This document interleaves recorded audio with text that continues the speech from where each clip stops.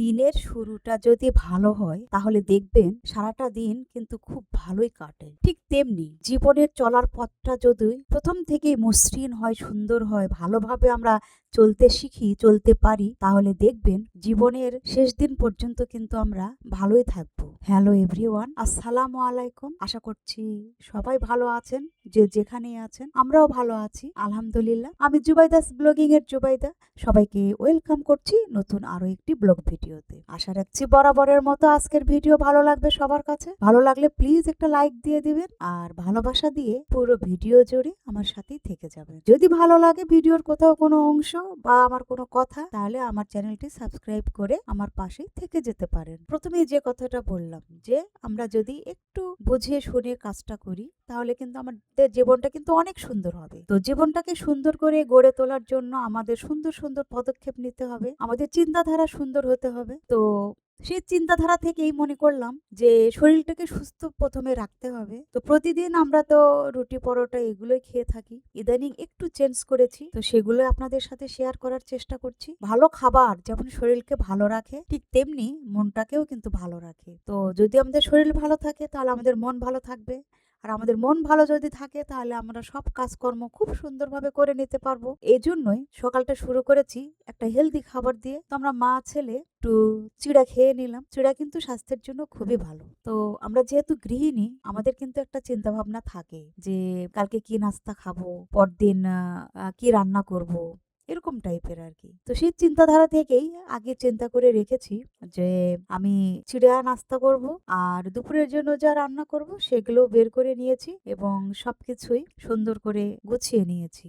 আর সবকিছু যদি সুন্দর মতো গোছানো থাকে তাহলে কিন্তু রান্না করতে খুব একটা প্যারা হয় না। কষ্টসাধ্য কাজগুলো তো আমরা আগেই করে নিই। আর এই জায়গাতে আমি সব সময় কাজ করি, আর জিনিসপত্র সরিয়ে এগুলো সবসময় মোছামাছি করাটা আমার জন্য সুবিধা হয় না সব সময়, কারণ এগুলো সরিয়ে রেখে যে মোছামাছি করব এগুলো মানে আমি সবসময় করতে পারি না। এর জন্য জায়গাটা অনেকটাই নোংরা থাকে। তো একটা একটা করে সরিয়ে এভাবে রেখে আসলে কাজ করা পসিবল নয়। তো কেউ কিছু মনে করবেন না, কারণ রান্নাঘরটা অনেক ছোট। এগুলো যে আমি অন্য কোথাও সরিয়ে রাখবো, রেখে যে কাজ করব সেটা কোনোভাবেই করতে পারি না। আর যখন সবকিছু একসঙ্গে রেডি করি তখন ওই জায়গাটা একটু নোংরা অবশ্যই হবে। তো আমি রিয়াল ভিডিওটাই শেয়ার করি, এ কারণেই হয়তো অনেকে মনে করবেন যে নোংরা, কিন্তু আসলে তা নয়। তো যাই হোক, দুপুরের জন্য তো রান্না বান্না রেডি করছি, আর এইদিকে দেখেন আমরা মা ছেলে কিন্তু বিটের জুস খেয়ে নিলাম। তো এই যে একটা আছে, এটাও পরদিন আসলে খাওয়া হবে, কারণ একবারে তো এত দরকার নেই। তো বিটের জুসটা শরীরের জন্য খুবই ভালো। যাদের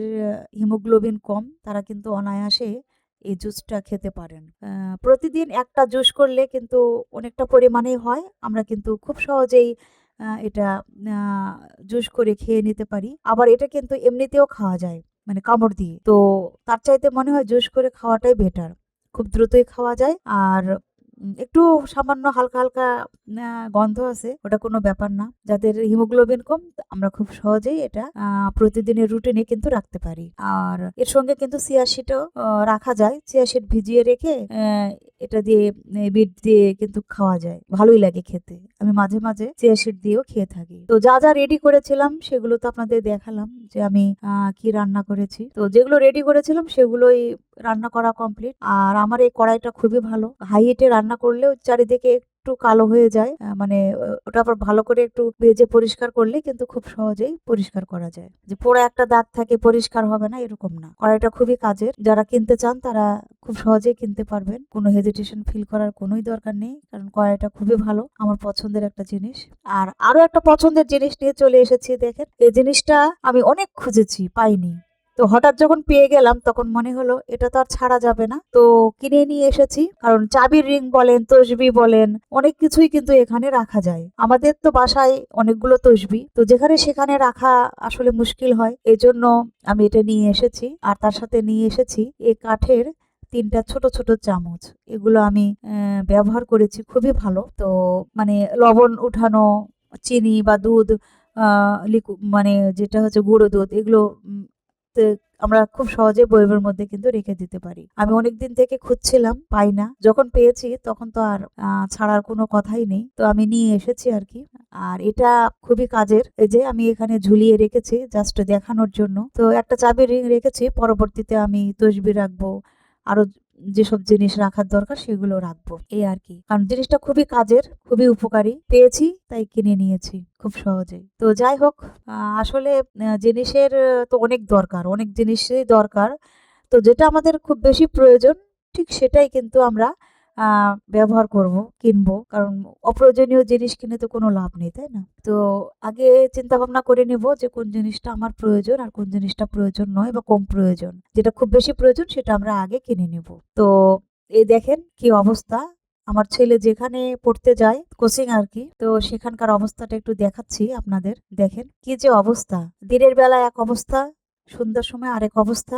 রাস্তায় এত জ্যাম, যেমন মানুষ আমার তো মনে হয় যতগুলো মানুষ ঠিক ততগুলোই যানবাহন, হাঁটা চলা করা খুবই মুশকিল। আর তার মধ্যে দুই পাশ দিয়ে যখন সন্ধ্যার সময় এগুলো বসে, ফুচকার দোকান আর অন্যান্য সব তো আছে, এগুলো তো বসে থাকে, কিন্তু ফুচকাটা একদম সন্ধ্যার সময় যেভাবে বসে, আসলে রাস্তা দিয়ে চলাফেরাটা খুবই কষ্ট হয়। কিছুই করার নেই। তো ভাবলাম যে একটু ক্লিপ নিয়ে আপনাদেরকে দেখায়, আপনাদেরও ভালো লাগবে। আর এই যে দেখছেন কত কি। আর সন্ধ্যার সময় তো আসলে মোবাইলটা বের করাও খুব টাফ, কারণ যে কোনো সময় ছিনতাই হতে পারে। তারপরে একটু সাহস নিয়ে অল্প একটু ভিডিও করেছি জাস্ট দেখানোর জন্য। তো ভিডিওটি কেমন লাগলো, যদি ভালো লাগে অবশ্যই একটা লাইক দিবেন, কমেন্ট করবেন আর আমার সাথেই থাকবেন। আজ এ পর্যন্তই। আল্লাহ হাফেজ।